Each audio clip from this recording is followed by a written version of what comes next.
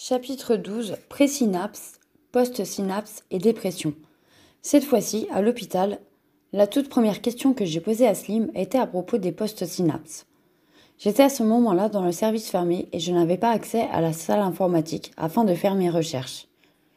Depuis quelques semaines, j'étudiais les effets des antidépresseurs et de la dépression sur le corps et les hormones. J'avais déjà établi le rôle des présynapses et de la fente synaptique. Il me restait les post-synapses.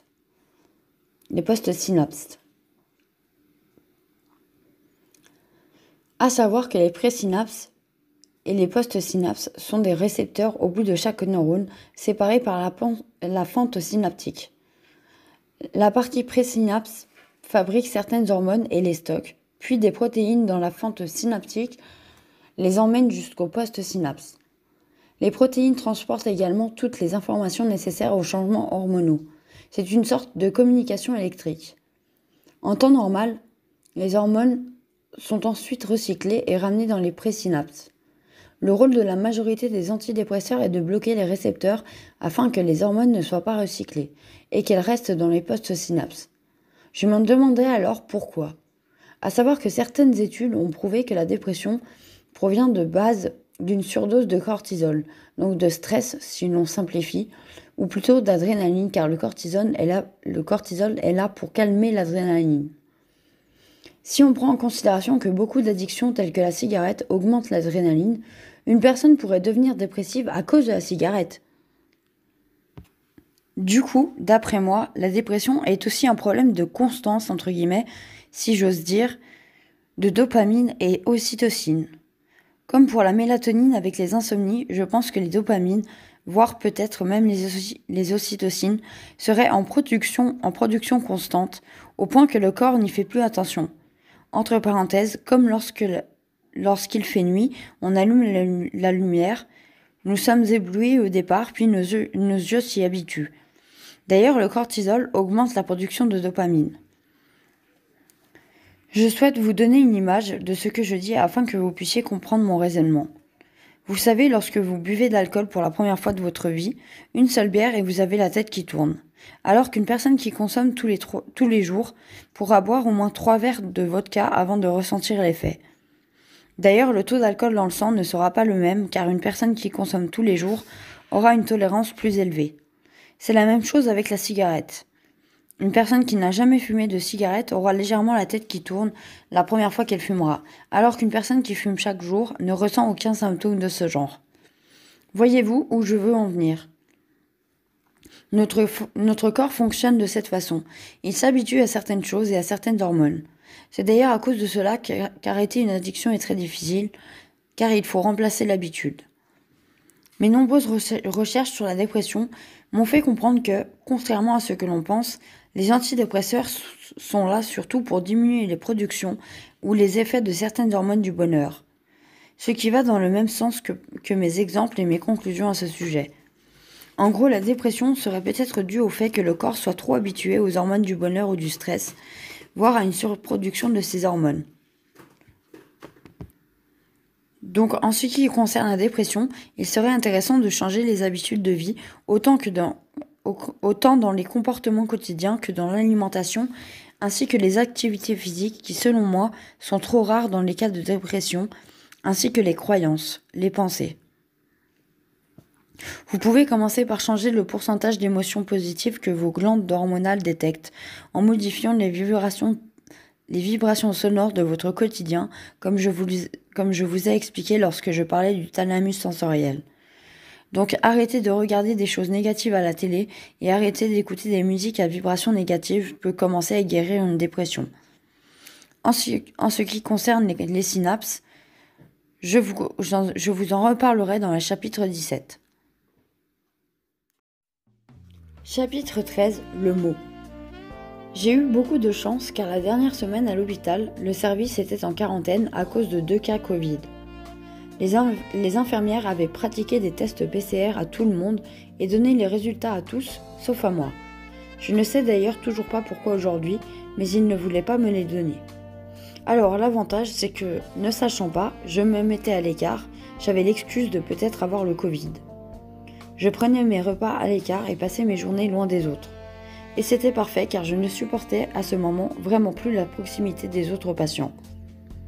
Lors de cette dernière semaine, je commençais à m'intéresser aux hormones qui entrent en jeu par certaines addictions, telles que la cigarette, l'alcool, la cocaïne et l'héroïne, et j'établissais des hypothèses comme à mon habitude. Le problème, c'est que malgré que cette fois j'étais dans le service ouvert, étant donné que les services étaient en quarantaine, je n'avais plus accès à la salle informatique et donc aucun moyen de vérifier ou d'approfondir mes hypothèses. J'avais alors décidé d'écrire toutes mes hypothèses au propre sur une feuille et de demander à Slim de les corriger. Mais au dos de la feuille, je lui avais demandé s'il était d'accord de me donner son adresse mail afin qu'il m'aide pour mes recherches. Lorsque je lui ai donné le papier, il l'avait mis dans sa poche très rapidement, comme si c'était un mot doux, ce qui m'avait un peu interpellée. Car mon but cette fois était vraiment d'obtenir des réponses médicales, malgré la demande de l'adresse mail qui, je l'avoue, n'était pas totalement sans arrière-pensée, mais le but principal était mes recherches. Plusieurs jours ont passé sans discuter de mes hypothèses et de ce papier. Jusqu'au jour où j'ai décidé de lui en parler, et qu'il me disait alors que nous allions en parler ensemble. Le lendemain, je décidai de lui demander de trouver un temps pour en parler, ce qu'il accepta. J'avais alors pris mes brouillons avec moi, nous étions assis à une des tables de la terrasse, et tous les autres patients nous observaient avec insistance. Être aussi proche de lui, parler de ma passion, devant tout le monde, j'étais très troublée. Je regardais ses yeux, avec difficulté malgré tout, son visage, sa bouche, et je n'arrivais absolument pas à écouter ses réponses. Et puis, sur mon brouillon, il y avait aussi d'autres notes que j'avais prises, qui étaient les effets secondaires du manque d'héroïne pour d'autres recherches et qui n'étaient pas dans les sujets abordés. Il n'avait rien écrit sur l'ensemble de mes papiers, mais à cet endroit, sans que je m'en aperçoive, il avait écrit, entre guillemets, oui, voire plus, 3 petits points. Fermez les guillemets. Alors, aujourd'hui, j'ai bien envie de vous dire que certainement qu'il avait écrit ceci en rapport avec l'héroïne, effectivement. Mais ces simples mots ont été le déclencheur de ma confiance en moi et ils ont changé la suite de ma vie. Car, comme je vous l'ai dit, je n'avais pas réussi à écouter ces paroles, sauf à un moment où j'avais entendu « tout seul », entre guillemets. Ma perception était totalement modulée à l'amour. Le peu d'éléments dont je disposais m'ont amené à penser qu'il avait compris que j'avais des sentiments pour lui et qu'il éprouvait la même chose. Ce qui, mine de rien, augmentait mon blocage sur la couleur. Comment est-ce que j'allais faire pour savoir s'il éprouvait aussi des sentiments et surtout, comment est-ce que j'allais faire pour le toucher si la réponse était oui? Étant donné qu'après cette entrevue, ma confiance en moi était au summum, j'avais décidé de tenter le tout pour le tout. Eddie m'avait déçu, il avait perdu ma confiance et je n'avais pas grand-chose à perdre. J'ai donc préparé un petit mot dans lequel j'avais écrit mon adresse, accompagné de, entre guillemets, je te love et j'aime apprendre. J'avais écrit bio-logique sur la pliure du mot une fois plié. Mais je ne savais pas comment lui faire parvenir. Un soir, Chris était d'équipe de nuit, comme souvent. Je décidai de lui donner le mot en lui demandant de le donner à Slim. J'avais confiance en lui. Chris me demanda alors, c'est personnel? Je lui ai donc répondu que oui. Chapitre 14. Addiction et hormones. Sachant que j'ai passé 3 années à faire des hypothèses, à les vérifier, à les élargir et à essayer de comprendre la logique du corps humain, j'ai décidé de vous partager ici mes hypothèses concernant les hormones activées par certaines addictions de l'époque, sans avoir fait de vérification, afin que vous puissiez vous prendre au jeu et vous-même vous poser des questions et peut-être trouver les vérifications. La cigarette. Je pense que la cigarette augmente les dopamines, les endorphines, l'adrénaline, le cortisol et baisse la sérotonine. Après avoir fait des recherches pour un membre de ma famille, je vous confirme que l'adrénaline, le cortisol et par conséquent les dopamines et la sérotonine sont augmentés avec la cigarette. Pour le reste, je n'ai pas fait de recherche. L'alcool. Je pense que l'alcool augmente les ocytocines, les endorphines à faible dose, les cannabinoïdes baissent la sérotonine et le cortisol, l'adrénaline. La cocaïne augmente la sérotonine à certains niveaux, les ocytocines, les dopamines, les endorphines, l'adrénaline, et je ne sais pas comment ceci serait explicable, mais bloque le cortisol, j'en suis certaine, bloque également la ghreline en augmentant la leptine. Le cannabis augmente les endorphines, les cannabinoïdes, la ghreline, baisse le cortisol et l'adrénaline. Je pense que bien d'autres hormones entrent en jeu, mais j'ai préféré me baser sur les quelques hormones basiques dont je vous ai parlé et que j'aime particulièrement étudier. En ce qui concerne l'héroïne, je préfère ne pas émettre d'hypothèse car je n'ai pris que des substituts de ce produit dans ma vie. Je ne peux pas être considéré comme cobaye entre guillemets. Mais si l'on prend ces hypothèses en considération, on peut alors trouver facilement les moyens de remplacer les addictions en modulant nous-mêmes les hormones en jeu. Il y a quelques années, en 2019, lorsque j'avais mon entreprise, je me basais déjà sur ces objectifs. Remplacer l'addiction en remplaçant les hormones sur lesquelles l'addiction agit. Et cela marche du tonnerre. Il suffit de connaître les changements que procure l'addiction en nous, observer, comprendre et agir. Avec ceci, tout est possible. En y réfléchissant, chaque addiction agit en fait sur l'ensemble de nos glandes hormonales, hypothalamus, thalamus, hypophyse et bien sûr aussi l'hippocampe. Et lorsque l'on transpose ceci sur les pathologies psychiques, ça joue aussi, c'est extraordinaire. La base de tout dans notre santé, ce sont nos hormones. Et la base de nos hormones, ce sont nos pensées, nos croyances et nos émotions liées à notre thalamus. Entre parenthèses, dans ce livre, je ne vous parle que de quelques hormones, car non seulement je n'ai pas énormément de connaissances en la matière, mais également parce que le but est de simplifier le plus possible mes explications. Mais nous avons énormément d'hormones et elles agissent sur notre santé. Ce qui est incroyable, c'est que nous avons le pouvoir sur nos hormones autant que nous avons le pouvoir sur nos pensées, par conséquent sur nos croyances. Chapitre 15. La sortie. Le jour de ma sortie de l'hôpital, j'ai attendu de longues heures afin de faire la visite de sortie avec le psychiatre. Le jour où j'ai donné le mot à Chris, c'était la veille. Je devais sortir le matin, Slim ne travaillait pas avant 13h45. J'angoissais à l'idée de lui parler. J'avais laissé quelques habits pour les patients dans un sac, dans lequel j'avais laissé également mon bracelet d'hôpital sur lequel était écrit, entre guillemets, changement d'identité. Je n'avais d'ailleurs jamais compris pour quelle raison ceci était écrit. Mais mon instinct me disait de laisser le bracelet. Finalement, l'après-midi, j'étais encore là. Après de longues heures d'attente, Slim est venu me chercher à l'extérieur en me disant que j'étais libre.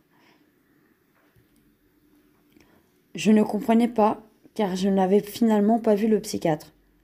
C'est Slim qui m'a raccompagné jusqu'à l'accueil et nous n'avons pas échangé. Je dois maintenant vous préciser certaines choses. Si Eddie devait repartir en prison, c'est parce qu'il avait enfreint les conditions de son bracelet électronique en me rendant visite 3 jours de suite, alors qu'il n'était autorisé qu'à 3 heures de sortie par jour. Il devait alors passer devant le juge à cause de cette bêtise, et entre-temps, j'avais terminé à l'hôpital, ne supportant pas l'idée qu'il retourne à prison à cause du fait d'être venu me voir.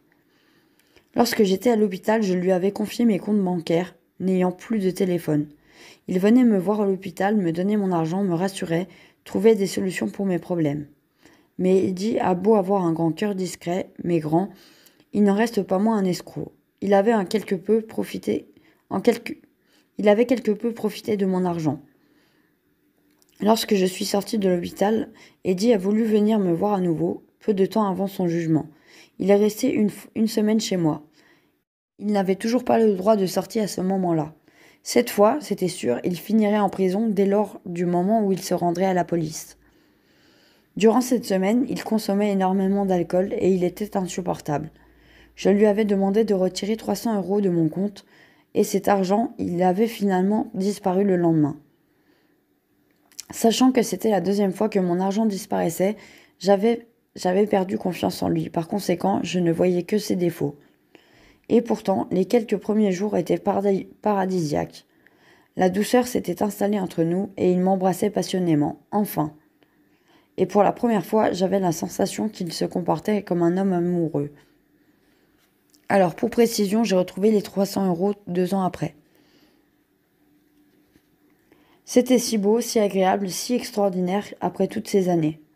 Les souvenirs de ces quelques jours de paradis resteront pour l'éternité en moi. Un jour, il avait décidé de faire un barbecue à côté de la rivière près de chez moi. Mais je devais prendre mes distances, je n'allais pas pouvoir supporter son emprisonnement. Dans cette période, j'espérais que Slim vienne me voir à l'adresse que j'avais donnée sur le papier afin de me sortir de cet engrenage de tristesse. Et je vis un ancien ami débarquer à la rivière avec un ami à lui. Un homme de couleur noire avec le même visage, les mêmes yeux, la même grande taille que Slim. Pour moi, c'était lui. Après plusieurs heures ce jour-là, et pour la première fois depuis que je connaissais Eddie, je l'ai abandonné pour partir avec cet homme. La chose la plus folle était que lorsque j'étais dans la voiture de cet homme, il chuchota le prénom de Slim sans que je ne sache pour quelle raison. C'était extraordinaire. Son visage, ses yeux, sa taille, sa voix, tout correspondait, sauf son poids. Il était plus large. Portait-il des gaines au travail ? Était-ce vraiment lui ? Et est-ce que cela pouvait avoir un lien avec le bracelet d'hôpital, entre guillemets, changement d'identité ? Arrivé chez lui, je vis des vêtements blancs, ressemblant à ceux des infirmiers, pendus sur un étendage. Ensuite, il se mit à chanter. Il avait la même voix aiguë que Slim. Je n'en revenais pas, j'étais au paradis. J'ai passé la nuit chez lui. Je ne le savais pas encore, mais cette nuit allait changer ma vie. Prochain chapitre, chapitre 16, croyances objectives, croyances subjectives.